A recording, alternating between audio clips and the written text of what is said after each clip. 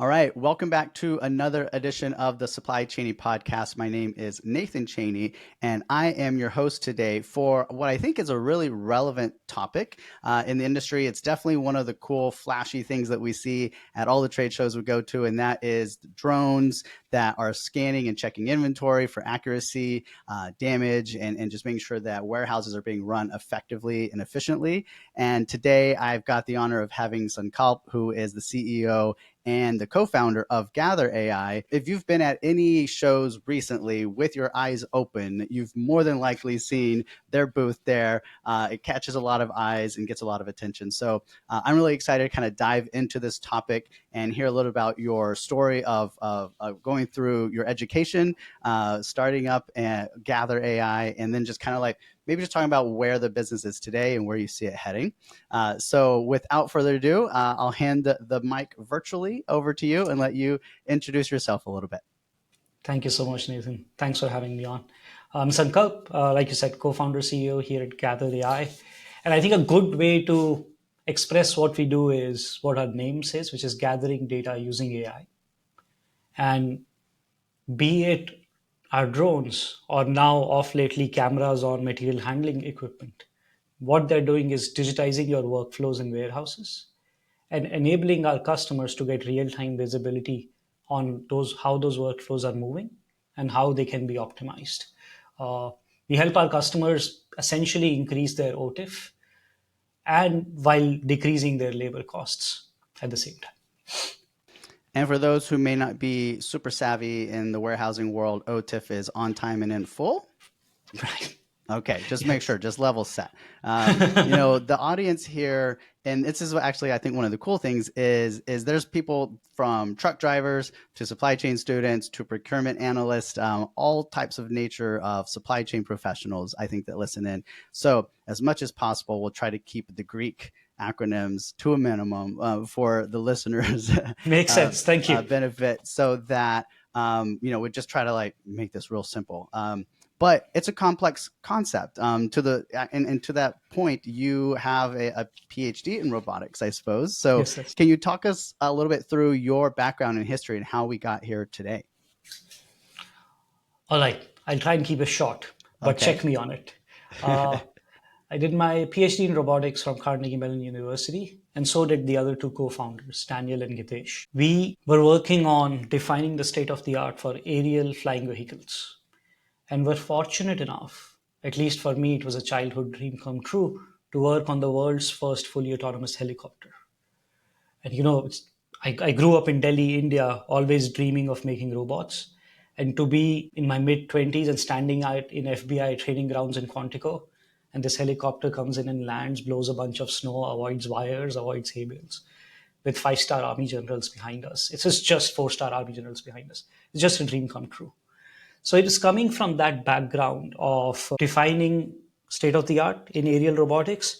What stuck with me through that time was robots are amazing data gathering machines if they are made curious in the right fashion. If they can reason about what they don't know about the environment and can actively move to capture that data. So that's what I dedicated my PhD on how to make robots curious in physical environments. And that led to us figuring out where can we have these robots be curious and provide more larger impact, broader impact to the society outside of defense. And that's where this idea kept coming back and people kept getting interested with it. Whereas if you can tell me what's exactly happening in my warehouse, which has 60,000 pallets, 50,000 pallets, and I don't know where is the right thing that I need to pick to ship to Nathan because he ordered a pair of jeans that I need to find. Uh, that idea kept coming up. And that's how we sort of decided that gathering data using AI has to be first deployed towards warehouses. Okay. All right. I've heard this type of a similar type story of folks that maybe are in that military bleeding edge side of technology, and they find a path or a use case for that technology in a particular industry, healthcare or Mhm. food or maybe logistics in this case. What is it maybe that kind of pointed you in the direction of logistics and warehouses? Was there any one sort of defining moment that where that light bulb went off? Oh, yes, I'm glad you asked. So, while finishing up my PhD, I was also taking B school courses to understand how to approach forming a business. And CMU does this really well, where you're allowed to take any course you want across any department. Uh, and that course was sponsored by Dinata, which is the air cargo wing of Emirates Airlines. And we had access to direct executives there in Dinata.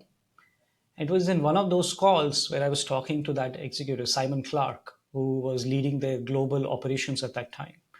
It's like, Simon, what's your biggest problem that someone like me can solve who's deeply technical?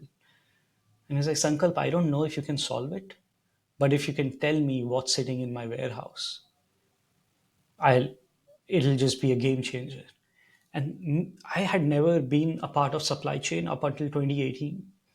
So I didn't quite understand why is that a problem if you know what's coming in and you know what's going out. And he said, every 2.5 hours, my warehouse has to go empty just because air cargo moves so fast. And if I have to move that fast in a million square foot facility, mistakes are bound to happen just because people misplace things when things are moving so fast. If you can avoid that, it's a millions of dollars of savings every year for me across the globe. That was the light bulb. It's like, I know how to do that. Just get me in Dubai for a couple of days. I can show you how this will work. And if you think this is valuable, we should explore further. So that's what happened. They flew us out to Dubai for a couple of days. Our drones did in 8 minutes what they used to take 8 man hours on.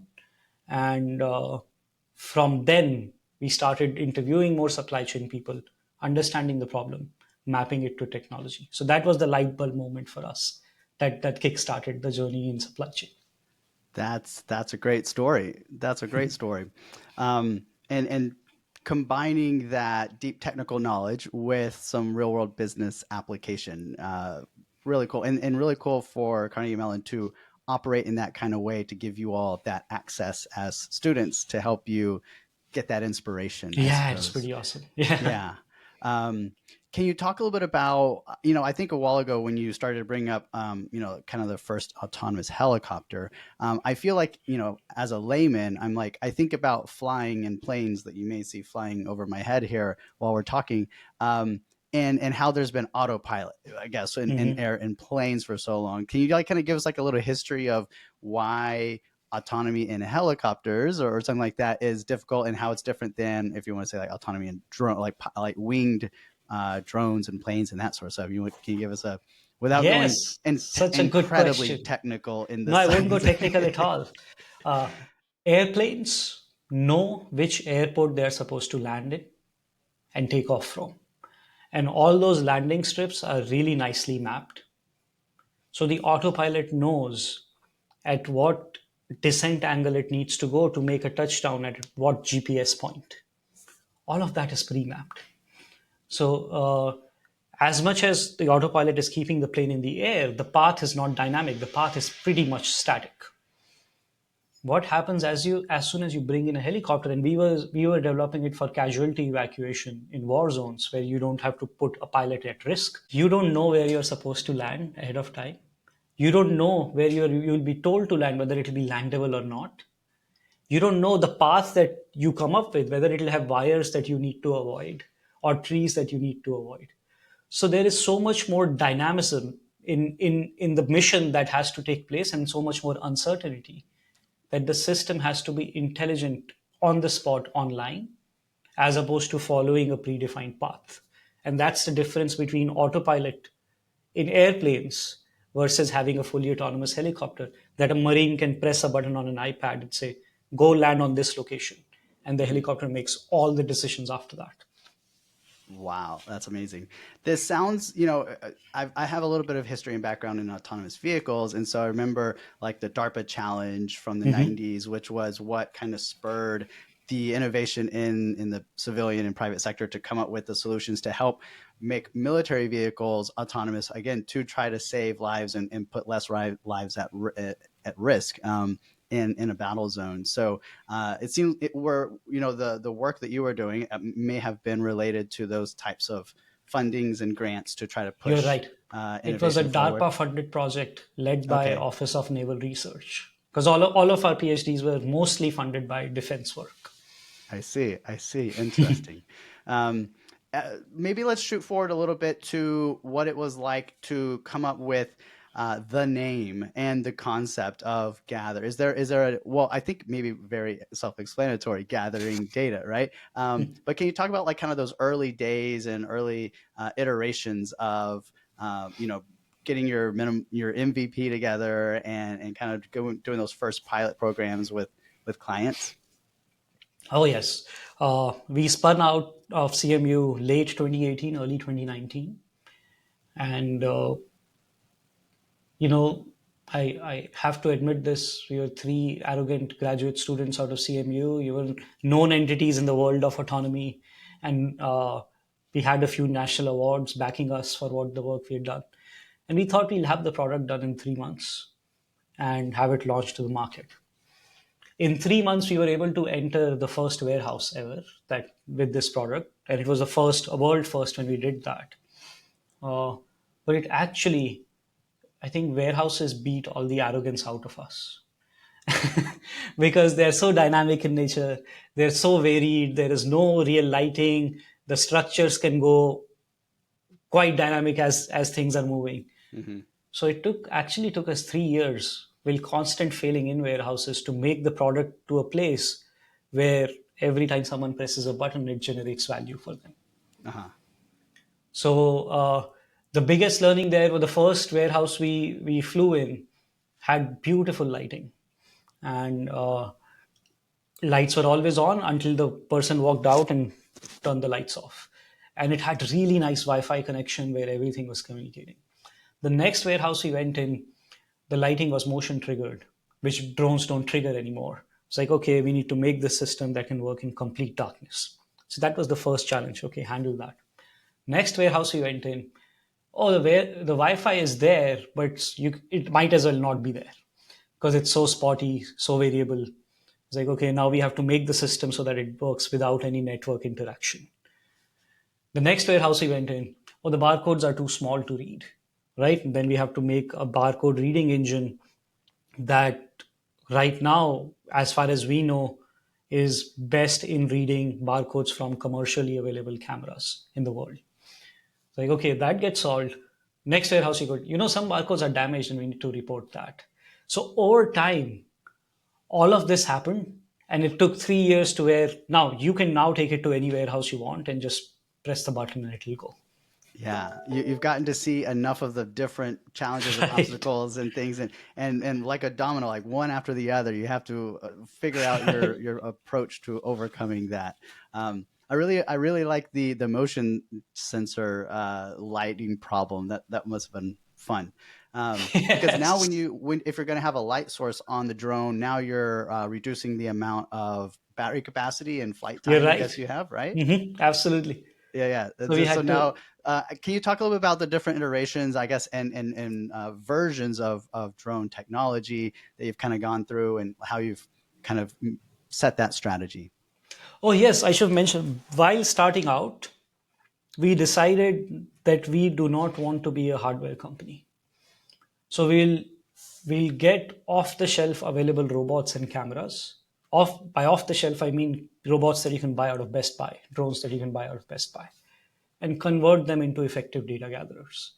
That's why, and that had never been done before in the world. Even now, we are the only stack that can make off the shelf cameras and off the shelf drones effective data gatherers indoors, because there is no GPS. Uh, that decision basically led to all the complications of solving it within the limitations of the hardware that's available in the market. So we actually started with Chinese DJI drones because they are best in the market. And now earlier this year, we finally have another version which is fully US made, is actually twice as fast as our older version. So we actually never bothered with the hardware changes. It was the software that was constantly evolving and changing.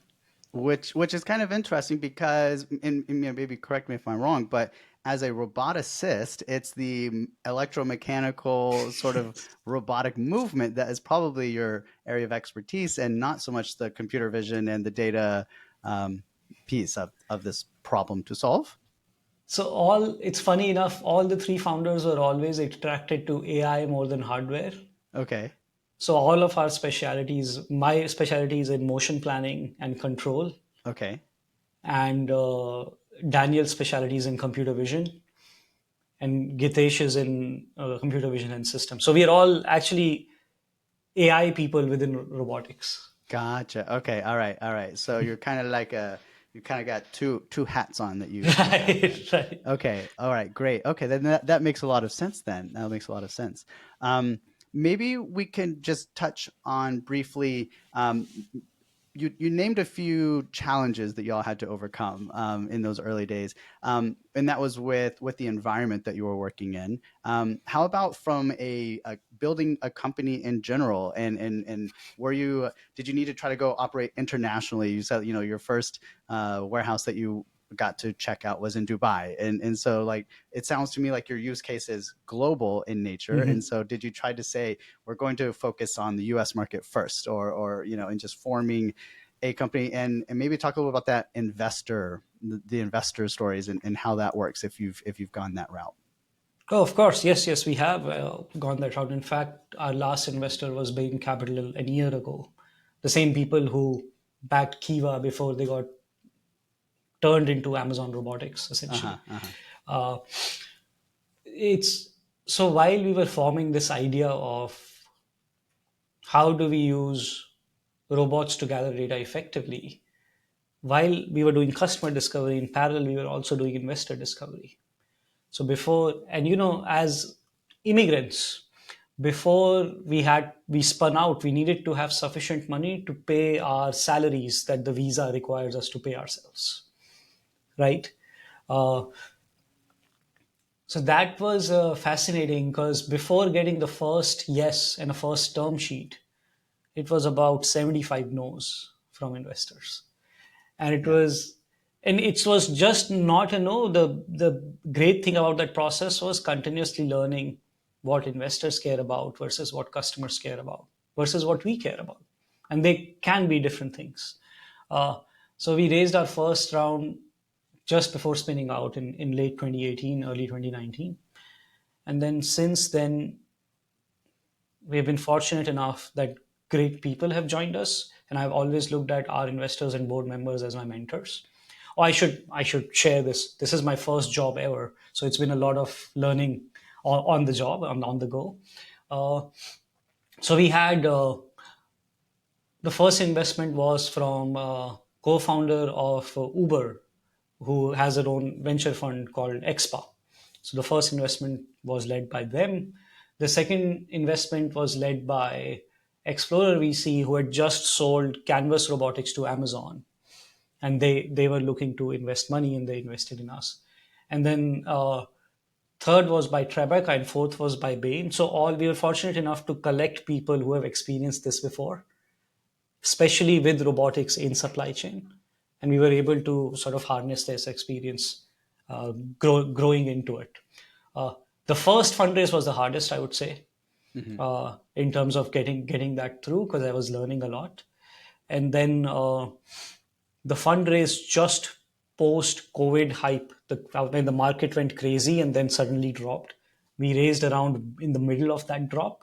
That was a fun one to raise as well, where uh, the market was discovering its bottom, so investors didn't know whether they should invest or wait a little bit more to drop values to drop more. But we were fortunate enough to find good people and good customer proof points. Awesome. Awesome. Let's talk maybe a little bit about where you all are going as a company. Do you have like a vision, or some things that you're working on today, the next iterations, the next services you're bringing to market? Oh, yes. So in ProMat, Gather AI was always about gathering data using AI, not really about drones. That's why we also didn't make our hardware. So in ProMat, we launched our ability to gather data from cameras on forklifts and material handling equipment. Basically, then your material handling equipment knows what it is carrying, where it dropped off, where it picked up. digitizing all the workflows associated with it, which means your warehouse almost turns into an Amazon Go store where things are automatically being picked up and received and loaded in containers. And given we collect all that data, we are channeling all that data with WMS and TMS and OMS into our AI driven dashboard, where you'll get insights on how to improve your warehouse. But not just that, where people can talk to these databases in natural language, and you can have a chat with your database and chat with our optimization engines who can then suggest how different optimizations can be applied to your warehouse without needing a data analytics or a coding team to do that for you. The main vision that we have is if we can bring physical data of transactions that happen physically into digital domain using AI, which is gathering data using AI, we can provide the data analytics to this physical world around us. And we are starting with most of the workflows in warehouses through drones, through material handling equipment, and through this AI driven dashboard. It feels like, if we zoom up to like the 10 or 20,000 foot view, a lot of what you're trying to solve for is the imperfections that we as humans bring to the workplace, right? That error rate, that manually scanning things, putting things away, moving things, that just naturally occurs because we are not perfect. And the folks that are out in warehouses, and it kind of seems like your systems act as a check and an audit system to make sure that whenever those manual processes kind of break down, that you're kind of there to help fill in the gaps and put the pieces back together and make sense of it all for warehouse operators. Does that seem like it's on the right track? I think that's a great start because that's how it starts. Okay. But once you collect enough data, patterns emerge where you and I as people cannot track those CSV lines or those transactions and extract patterns, but our AI can extract patterns, and you start suddenly seeing things that you were not able to see before. That my pick process is getting hampered because my inventory accuracy is not so great, and that correlation with numbers, making that correlation with numbers hasn't been really possible just because that data hasn't been available on transaction by transaction basis. There's a customer for whom we have dropped their skip picks rate by about 66% just because they have a higher inventory accuracy. Uh, there's a customer who's uh, in the amount of inventory they are shipping, they were missing their orders by about at the rate of 2%. That has gone to 0.01% now. So those things haven't been possible just because you're doing better audits, but now you have this digitized stream that you can run optimizations on. I see. It was a great way that you put that, is that it started out as one thing, but as you pick up knowledge and expertise, you can create more Right. value from that data by seeing the patterns, by unleashing different sort of algorithms and stuff to work on it, or AI um, to help solve problems at a higher level with what is just zeros and ones at the end of the day, right? Exactly. Yeah, Exactly. I yeah. think I give you an example that within this industry, third party logistics, they usually charge per activity. Unloading a truck will cost this much. Putting it into a storage area will cost this much. The storage rent is this much. Putting it back into the truck will cost this much. But those activities have been manually tracked historically or tracked by barcode scans, which are leaky. Uh, what now we have been able to do is have visual proof of each and every part of that activity live. What that does is that makes billing live in a 3PL operation and transparent. So you know how people pay for the cloud, where you pay per usage or you pay for your taxi per usage. Now people can pay for their 3PL per usage using our system, and that usage is very transparent because there is visual proof of each one of those things. So once you start digitizing the physical world, the users start emerging where people really hadn't thought that you can really do a 3PL usage billing, much like you do for your cloud or taxi. Gotcha. You know, as we've been talking, I've remembered, and hopefully I'm not gonna trip you up too much on this one, but there was some time ago I was doing some consulting for a 3PL, and they actually had a huge amount of inventory outside, like 100 acres worth of inventory outside, which had the same problems and gaps and leakage of knowing where everything is out in this humongous yard. And I went on this search for a drone technology or something like that that could help and I called you all up, I think, and said, hey, can y'all do this outside? And the answer was not quite. So can you talk a little bit about the difference between an outdoor, inventory sort of environment versus indoor, and kind of where you all fit in that ecosystem? Oh, that's such a good question. When was this, may I ask, Nathan? 6 to 9 months ago, maybe. 9 months ago. Okay. Yeah. So when we spun out, we wanted to start with outdoors. Hmm. Yards is misplacing things in yards is such a big problem. Yeah. There were FAA regulations that stopped from drones flying without pilots outdoors because the airspace outdoors is owned by the government. Those regulations in the past 6 months have started to be friendlier, and where there are pathways to get yourself certified and your system certified. Technologically, the outdoors problem is actually simpler because you have access to GPS. It has been a regulatory problem, but that has started to loosen now, where the application is right there and it's right there to be had. So if Okay. there is a business case, one of the other parts of my PhD was a backpack carryable drones that Marine carry to find all the assets in an environment while hiding behind some form of safety. So we were able to scan an area worth 33 football fields in under 5 minutes and find all the hidden cars and their number plates in that time. So that directly applies to what happens in yards, and Yep. almost it's one-to-one application. A regulation has been stifling thus far, but now it's much friendlier and it's ready to go. Very nice, very nice. So coming to the friendly skies near you, then I guess. That's right. um, one of the series of questions that I like to try to ask is with the students in mind, whether they be robotics students or business students. Undoubtedly, some of them will listen to this episode and other episodes of mine where I'm talking with founders of companies and leaders, and I always try to ask the question of what your advice is for those students if they wanted to be in your position one day, and currently they are turning in reports for the business operations class and all that sort of stuff. Knowing what you know today, being down the road a little bit further, what advice would you give to those students, or maybe even to yourself when you were back in school, if you were going to try to get yourself on a fast track to where you are today? Two things is one is aggressively try to find problems that people care about, and given any one specific skill set, you might be attracted to a certain kind of problems, and that's your unfair advantage because that's your skill set. But make sure you're not leading with your skill set. Make sure you're leading with what problems people care to solve, and what problems are urgent needs, not necessarily long-term needs that need to be solved. That's a lesson that academics quite struggle with because academics are supposed to do academic work.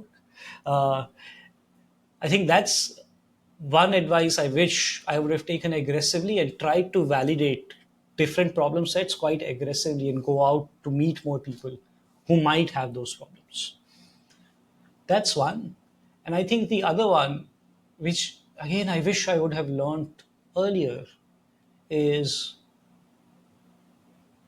and this I think comes from a little bit from the culture as well, from where I come from in India, is don't be timid to share your ambition or what you want to solve. Rather, look out for people that want to join you in that ambition of solving real problems for real people. Uh, Usually, businesses follow, and money follows if you're trying to make someone's life better somewhere. Yeah, that's a good point. That's a good point. I'm curious, maybe one more good question here, because you all have actually you sponsored our Warehousing After Dark live event at ProMat this year, and thank you for that. But a question for you is given that you were just saying as not very long ago, it's 2018, you were just stepping into your first warehouses and kind Mhm. of really getting acquainted with logistics and supply chain. What sort of resources and events or organizations or publications do you kind of follow or use to stay up to date on the state of things in warehouses and logistics? So I have to start with this. One is your podcast, of course. Uh, I think the new warehouse also does a decent job of Right. Yeah. covering with Kevin. Hmm. Uh, I quite like Supply Chain Brain in how the things they publish or modern material handling. I think all of these we follow quite closely.